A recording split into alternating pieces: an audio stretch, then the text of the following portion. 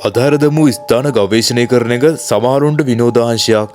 තවත් සමහරුන්ට තමන්ගේ කලා කුසලතා එළි දක්වන්න ලැබෙන අවස්ථාවක්. ගොරිල්ලා හෝ ටොරිල්ලා කියන YouTube නාලිකාව පවත්වාගෙන යන තරුණයා 2023 නොවැම්බර් 8 වන දින ඒ වගේ අධාර දැමූ ගොඩනැගිල්ලක ගවේෂණය කරන්නේ තමන්ගේ ග්‍රැෆිටි දක්ෂතාවය ඉදිරිපත් කිරීමේ අරමුණින්. ඒ වෙලාවේ ඔහු දැනගෙන සිටියේ නෑ තමන්ගේ ජීවිතයේ බිහිසුණුම අත්දැකීමකට ඔහු මුහුණ දෙන්නට යන බව. වීඩියෝවේ මුල් කොටස පුරාවටම ඔහු අදුරු කාබර සහ පාළු කොරිඩෝ මත යමින් ජනෙල් සහ බිත්ති මත ඔහුගේ සිතුවම් නිර්මාණය කරනවා. අපට පරිසරය සම්පූර්ණයෙන්ම නිහඬියාවක ගිලී තිබුණත් ඔහු කිසිම බාධාවකින් තොරව තමන්ගේ කාර්යය නිරත වෙනවා. එක් ගොඩනැගිල්ලක තමන්ගේ කාර්යය අවසන් කළ ඔහු එලිමහනට පැමිණ ඈත පිහිටි තවත් එක්තරා විදිහක අතහැර දැමූ ගොඩනැගිල්ලක් දෙසට ගමන් කරනවා. මොහු සිතන්නේ මුළු ප්‍රදේශයේම සිටින්නේ තමන් පමණක් කියලායි. නමුත් ඒ දැවැන්ත ගොඩනැගිල්ල දෙසට ඔහු ගමන් කරද්දී ඒ නිහඬියාව බිඳ වැටීමට යන්නේ ඔහු කිසිසේත්ම නොසිතූ ලෙසයි. ඔහුගේ කැමරාවේ ඊළඟට සටහන් වන්නේ කුමක්දයි ඔබම නිරීක්ෂණය කරන්න.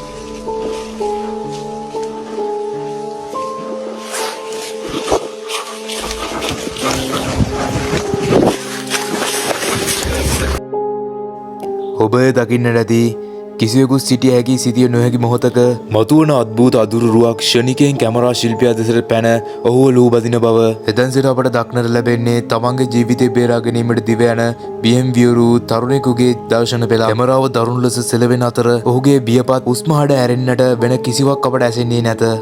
වාසනාවකට මෙන්න ඔහුට එතනින් නිරුපද්‍රිතව පලා යාමට අවස්ථාව ලැබෙනවා.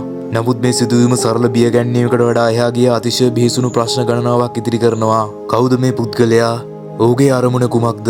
හුදෙක් මේ තරුණයා ඔහුගේ සීමාවට ළඟා වීමට උත්සාහ කළ නිසා ඔහුව බියවද්දා පළවා හැරීමට ඔහු උත්සාහ කළාද? එසේත් නැතිනම් ඔහුගේ අරමුණ ඊට වඩා දරුණු එකක්ද?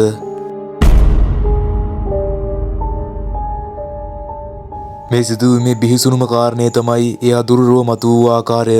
ඒ අද්භූත රුව එකවරම වහලේ මත දර්ශනය වෙනවා. මින් එක් දෙයක් පැහැදිලි. ඒ ගොඩනැගිල්ලේ වහලේ මත යම් කිසිවෙක් සමහර විට එහි නවාතැන්ගෙන සිටිය අයෙක් මේ තරුණයා ඈත සිට තමන් දෙසට එන ආකාරය බලා සිට තිබෙනවා. තරුණයා ගොඩනැගිල්ලට ළඟා වීමටත් පෙර ඔහුව පළවා හැරීමට ඒ පුද්ගලයා තීරණය කර තිබෙනවා. අත්හැරදමු ස්ථාන කිසිවකටත් ඇත්තටම අත්හැරදමා නැත. සමහර වෙලාවට ඒ දිරාපැත් වුණු බිත්ති අතර නැතිනම් අදුරු වහලවල් මත අපි නොදන්න නමුත් අපි දෙස බලා සිටින යම් කිසි හෝ යමක් ඉතිරි වී තිබෙනවා.